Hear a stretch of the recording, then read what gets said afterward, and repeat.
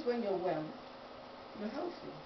Okay, your mind always runs back to do that Yes, but physically, emotionally, psychologically, you can be healthy at the time when you are not experiencing the effects of that disease.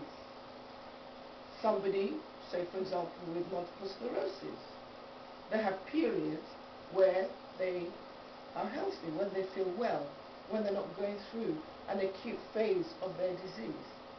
Similar to sickle, whereby there's a period where you're not having a pain, you're not having a crisis, and during that period you can be quite healthy, even though you have a chronic underlying disease. So for me it's very important to recognize that absence of disease does not mean healthy.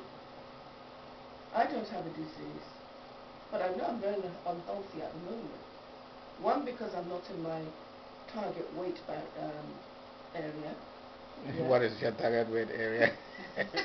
Because I'm grossly overweight for my height. Yeah. Are you with me? I haven't been going to the gym. I haven't been doing exercise for a long time. Okay. Yeah.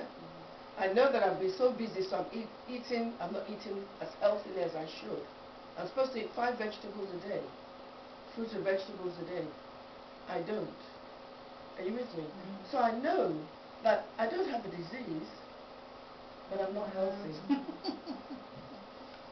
Are you with me? Yes. And yet I know people who have a disease and they achieve all those things. They're eating properly, they're within their target weight range. Spiritually, psychologically, they're very balanced. They're going to their job, they're working well, they get enough rest. Me, I get about 4 hours, like this morning now. I didn't go to bed till 4:30 this morning. And I had to come to the office, to get here for you guys for 9:30. Yeah, so I've had literally about 4 hours sleep. Now, long term, that will make me unhealthy, but I haven't got disease. Are you with me? Yes. So that's why it's important to have a definition that tells us that absence of disease does not mean healthy, nor does presence of disease mean unhealthy. Yeah? It's where the individual is at in terms of the balance of their life, including the spiritual dimension. Okay. So health is very much, it's a continuum. Yeah? The negative aspect is where you've got ill health, and the positive where you've got well-being. And during your life phase, you'll be at different stages of that. There'll be periods when, obviously when you've got really ill health will be the most negative aspect. But where you've got a balance is where you've got the well-being, and you've got a rounded individual that is well psychologically, socially, emotionally, physically. Yeah? Because sometimes you hear people say, poverty is a disease. A person is, it's not that they've got a disease in their body, but the fact that they have no money to buy good food is an illness. Yes. Yeah? And it disables them. Precisely. They are not comfortable. It's a big disease. Poverty is and it's a big disease that affects us in Africa. Yes. Poverty is our biggest disease.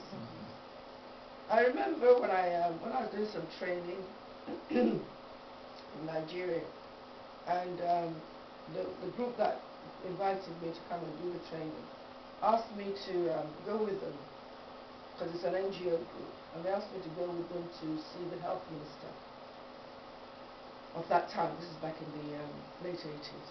And we went, and I said to him, Minister, you don't have any program for looking after children with sickle cell.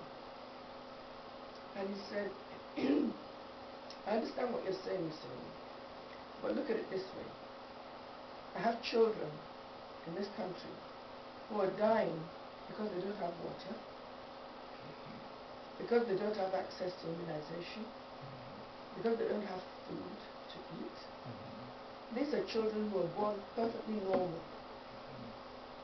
Now, you want me to spend money on children who have sickle cell disease?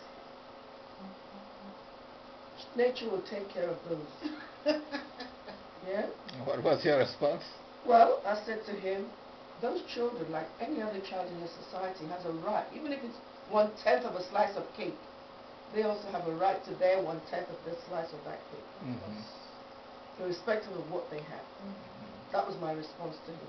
The fact that they're different to a child who hasn't got disease doesn't mean they don't have a right to health care. Yeah? So what I'm trying to draw out here is that when you're looking at the continuum of disease and well-being, people at different life stages of that continuum. So you may get a child who's got sickle cell disease, and at one point where they're ill, they're at this end of the continuum.